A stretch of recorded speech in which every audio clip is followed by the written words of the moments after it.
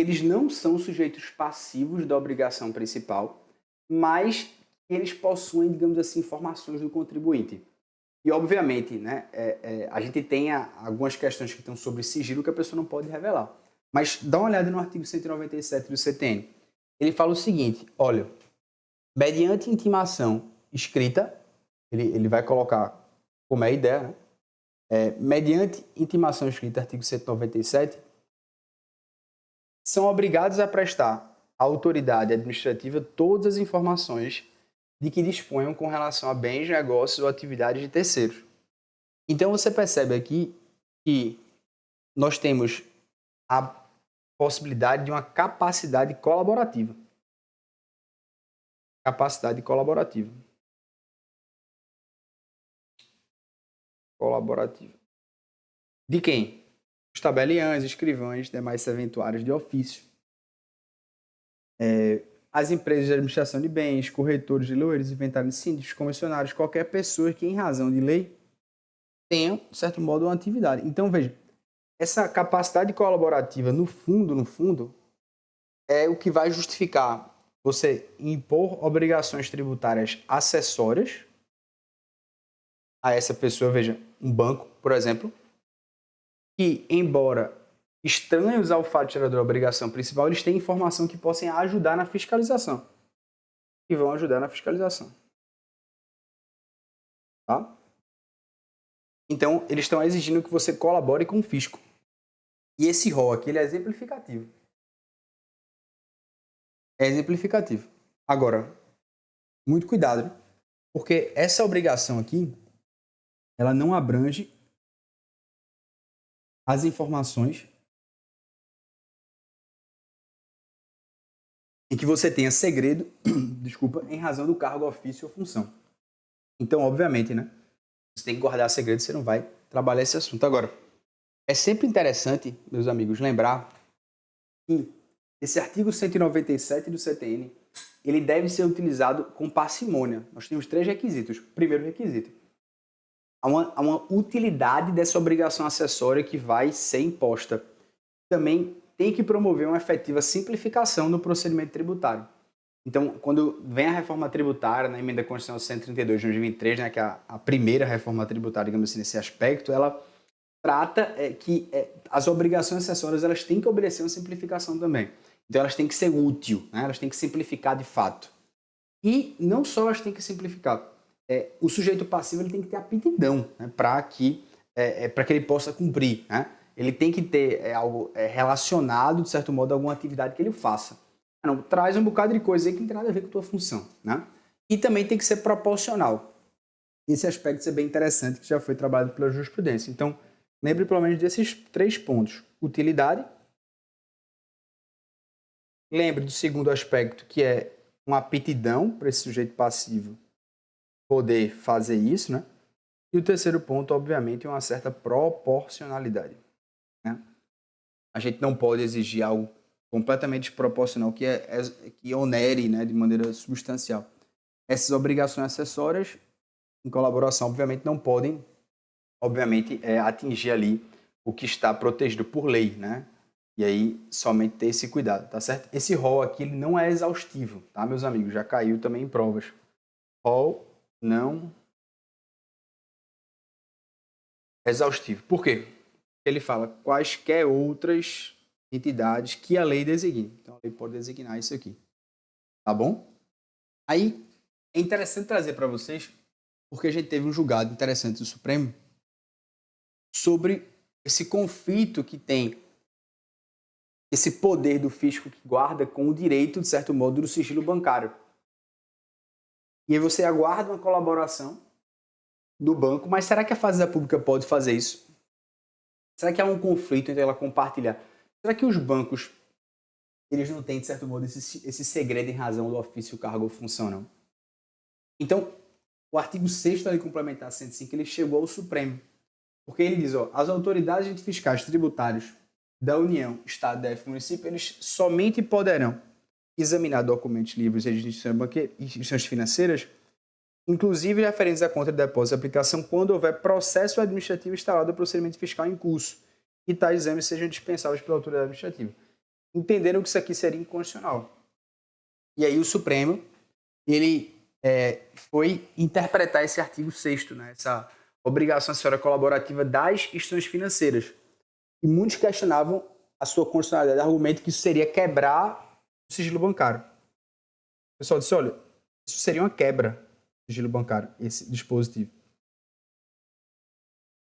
E isso feria também o sigilo profissional, né?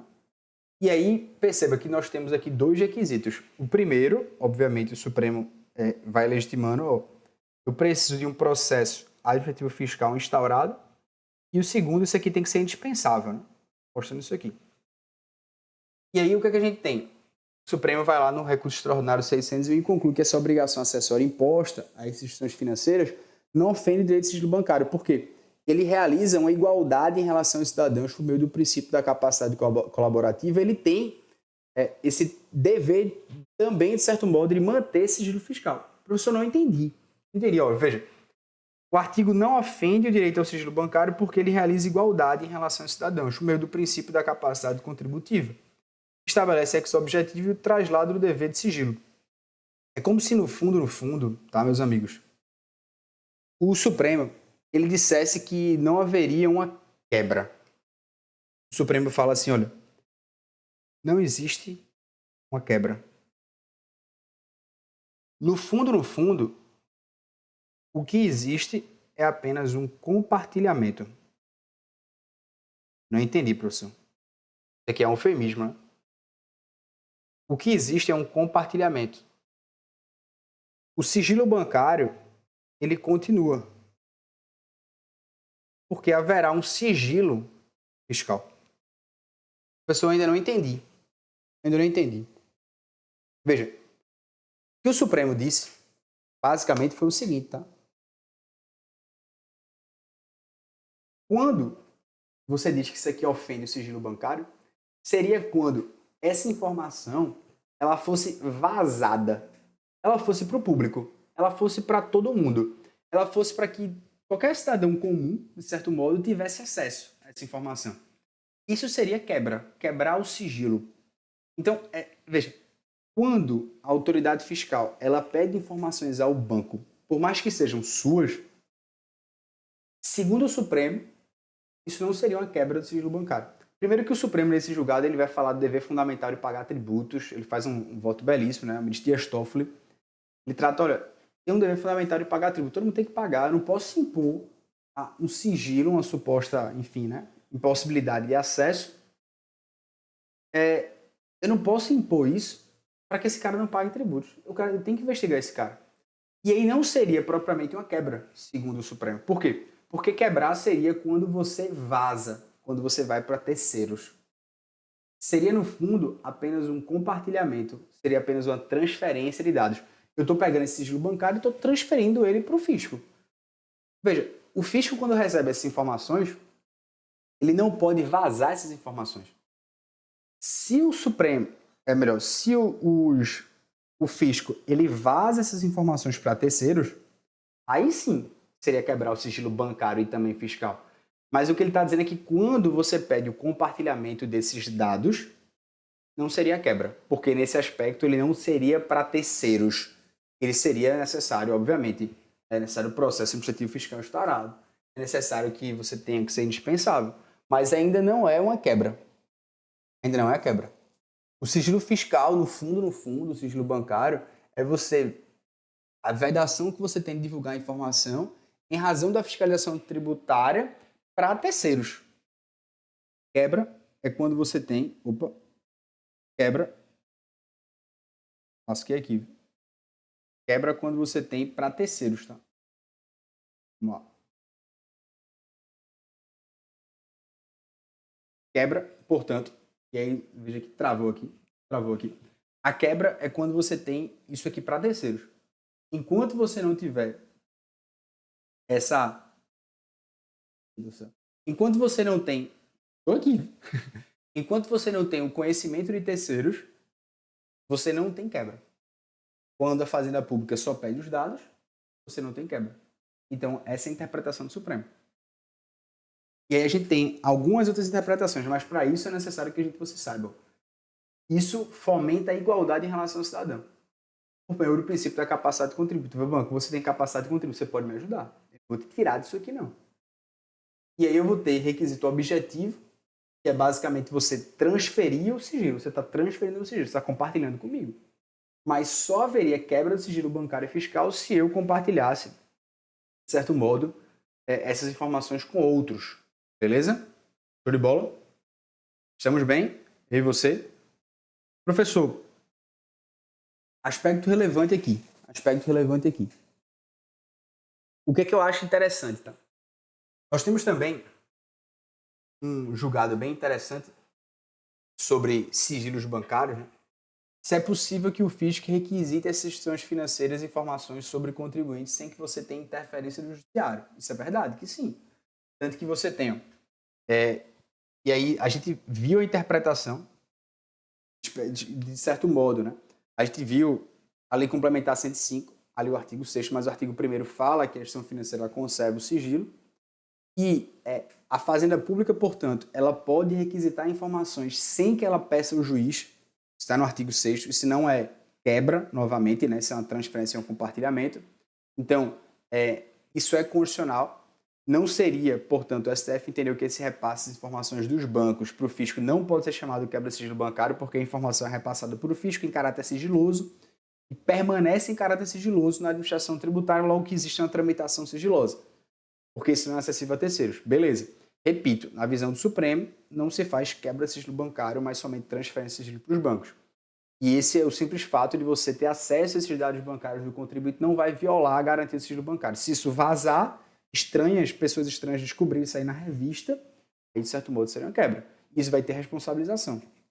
E outros argumentos que foram invocados pelo ministro é bem interessante, que eles falam assim, olha, primeiro, sigilo bancário não é absoluto. Ele tem que ceder espaço ao princípio da moralidade, né? Nas hipóteses em que essas transações bancárias elas indiquem, de certo modo, que existe uma ilicitude. Outra coisa é que essa própria Lei Complementar 105, ela no fundo, ela acaba servindo como instrumento do dever fundamental do contribuinte de pagar tributos, é dito. Ou seja, o dever fundamental de pagar tributos, ele está alicerçado na ideia de solidariedade social. Então, dado que o pagamento de tributo no Brasil é um dever fundamental porque representa o contributo de cada cidadão de um Estado para promover os direitos fundamentais, é preciso que a gente tenha mecanismos efetivos de combate à sonegação. A Lei Complementar 105 é um mecanismo de combate à sonegação. Além disso, essa prática ela é comum em vários países.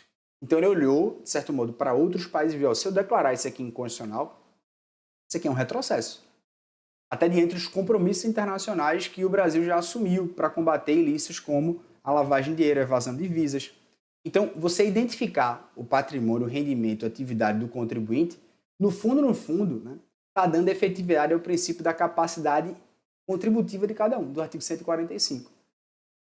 Isso, se eu declaro isso inconstitucional, eu estou restringindo essa ideia de a gente promover, de certo modo, a capacidade contributiva. Então, basicamente, a gente tem essa opção. Uma pergunta, professor. As receitas estaduais e municipais, elas também podem acessar as informações bancárias, né, sem prender o juiz? E a resposta é sim. A Receita Estadual e Municipal elas também podem fazer isso. Né? De certo modo, isso não vai ser quebra do sigilo bancário. Agora, a própria lei diz que para Estado, DF e município, você fazer uso dessa prerrogativa do artigo 6º, eles vão ter que regulamentar. Eles vão ter que trazer com detalhes todas essas regras operacionais, de maneira que você tenha um sistema de segurança, um sistema de registro para quem acessou esses dados, para que você não tenha essa manipulação indevida. Né? A Receita Federal ela já tem esses requisitos, ela já tem um decreto que ela trabalha sobre esse assunto, então você sabe quem acessou. Isso é interessante, tem que ter esse documento. Então, em resumo, o Supremo diz que seria só uma transferência de sigilo, os estados e os municípios também podem obter essas informações, uma vez que, de certo modo, desde que ela regulamente a matéria. Então, você tem que ter uma pertinência temática entre obter essa informação bancária e o que vai estar sendo cobrado, tem que notificar previamente o contribuinte, né, quando você instaura esse procedimento, de certo modo, você tem que saber que esse vai ter que ter um acesso superior, né? Você tem que ter uma fiscalização. De certo modo, foi esse entendimento do Supremo nas ADIs 2390, 2386, 2397. Beleza? Show de bola? Vamos lá, vamos continuar. Estou contigo, mas antes eu preciso somente que você esteja comigo aqui para a gente dar continuidade gente sair aprofundando os assuntos. Beleza? Vamos lá.